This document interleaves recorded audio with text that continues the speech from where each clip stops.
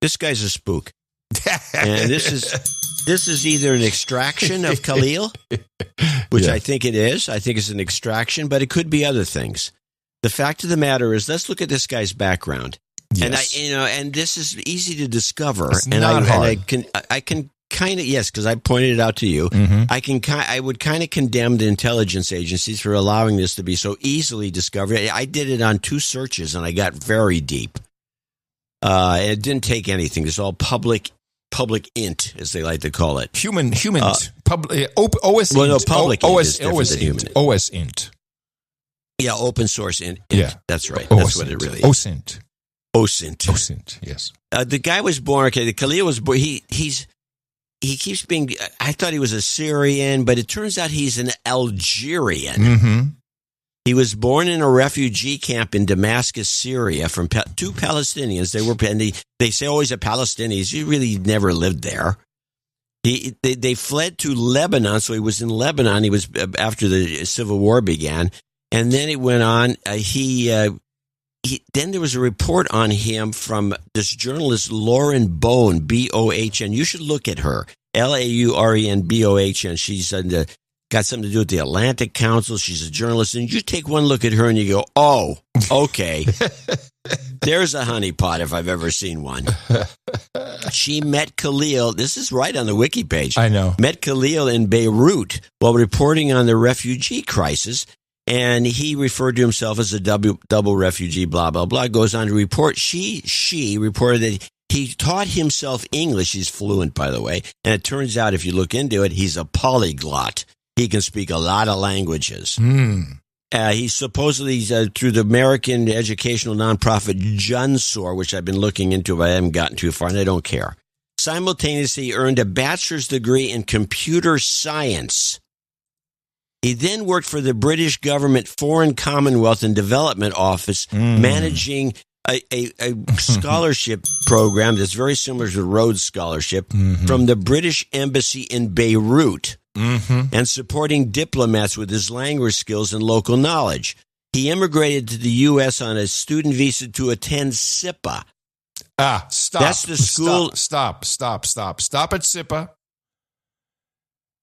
Do you know who is the Shelby Colum Davis Professor in Practice of the International Diplomacy Directorate of the International Fellowship Program for SIPA? Who? Look, it is really very, very important that in this period. This is Victoria Newland. That's who it is. She's at SIPA. She's a professor at SIPA. Look, I looked at the website. The whole thing says Spook.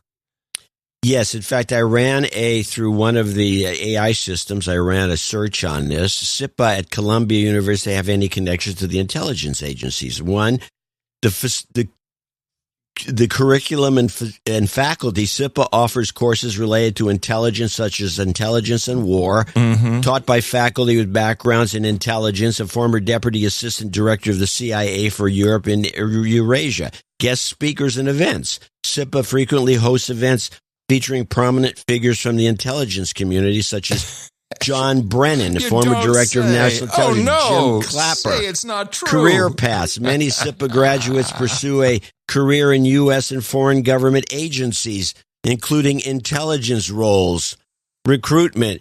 Anyway, it goes on and on and on. And it turns out that it's so obvious that what was going on, because a guy gets a degree in computer science doesn't all of a sudden be attending SIPA at the age of 30, allowed to get his degree before he's all of a sudden kicked out of the country. Now, whether he works, what agency he works for, we don't know. He could be intelligent. I think MI6 is what I'm thinking. I would think MI6 sounds the most most reasonable. Victoria Newland, she's a Five Eyes girl, so she's there. Not on the behest of the CIA anymore. I'm just presuming, but she pops up everywhere. She's ambassador to the National Endowment for Democracy. She's in USAID. She's in the Council on Foreign Relations, and then she shows up at SIPA. Come on now. This has got to be a Five Eyes type counter intel op from MI6. So they had to get this guy. No, so this guy, it looks like you pull him out, make a big fuss like they're doing, And by the way, again, I condemn the intelligence people for not being able to cover this up better than I can. In 2 searches, Yeah. you can find all this out. I mean, and you can just imagine what the Chinese can do. And I will mention something that happened at the dinner table last Friday. JC, who is in AI, said that the Chinese AI stuff, it's not what you think. It's a lot better. It's better than this. He looked at the algos and he looked at the neural networks they're creating. They're superior to what we have. So if I can find out about SIPA and this character with a couple of simple searches, the Chinese already know. And he says that the Chinese are ahead of us by a number of years. He says, luckily for us, for the Americans, the Chinese government has all of a sudden taken note of this, and they've screwed up with the Chinese government. They've decided this is so important that they're not going to allow their scientists, their AI scientists, access to it. No, they've got access to it in China. They won't allow them to go to the international conferences, and there's a big confab coming up in the next few months where all the world's guys, all these guys come together because they got nothing but money, except the Chinese. They're not going to show up, and so they're going to lose out because of the way you've been to these things. Yes. There's groupthink. That's everyone gets together and they all exchange information and they all think the same afterwards and they're all ahead of the game. It really works well. So this guy is working for someone, MI6 probably, I would agree. And this is an extraction and makes him look good. He can be reassigned to something else and he looks legit. And I have one other report here which shows that this is not about... And by the way, to the guy who wrote us the note about the Bing guy or whatever his name is. Blockman Bing. This is the kind of stupid stooge that is out there in the public that believes everything they're told without thinking twice about it. And it took me no time to figure this out. Yeah, I mean, you just sent me the wiki page and I didn't get past the first paragraph and went, oh, SIPA. And then pure providence, I get that video from Victoria Nuland speaking at SIPA about, weapons for Ukraine, this and that. And so then here's a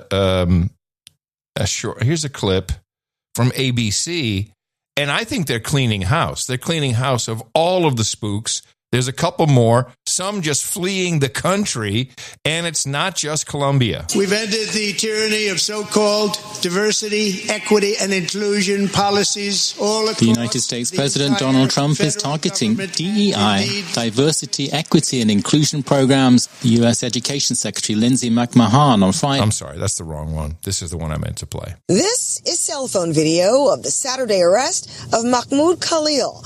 It was all his 8-month pregnant wife could do when ICE agents showed up at their front door. Mahmoud is not here on a student visa. He was previously, but he had become a lawful permanent resident. When I mentioned this to the ICE agent, he said that the Secretary of State was revoking that too. Now a second student has been arrested, Lika Cordia. She and Khalil accused of supporting the terrorist activities of Hamas. So Lika Cordia, who first entered the U.S. in 2016 on a tourism visa, obtained a student visa the next year. In 2021, it was terminated because she never showed up at school. Okay. That's funny. That reminds me of the agency show where the woman is...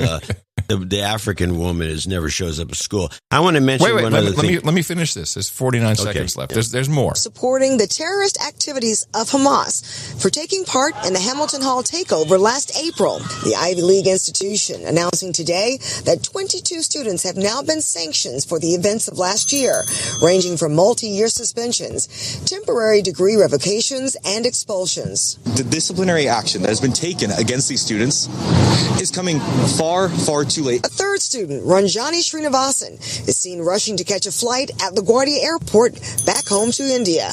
Her visa revoked a week ago by DHS. We have to draw the line here at Columbia to say they cannot get away with this, and we have to mobilize people from within the university, from within the community. And protests continue outside the gates of Columbia University, not backing down despite the latest escalation by the Trump administration. So I don't need to play it, but I think they're using DEI to root all this out and to cut funding to these universities. Johns Hopkins, more than 2,000 people fired. So the federal government has been paying these universities, and that's what's been supporting a lot of this nonsense. I think that the whole Hamas protest movement may be a government op.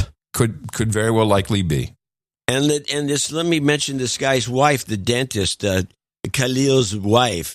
I want to just read this, and this doesn't sound like something dubious. I don't know what does. The couple had met in 2016. This is the dentist woman, when Abdallah was her name, joined a volunteer program. She's an American.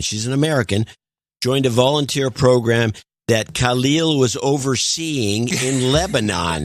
Oh, yeah, that's what students do. That's what students do. They're expecting their first child in late April 2025, so they're having a kid. But, okay, so they had a long-distance relationship.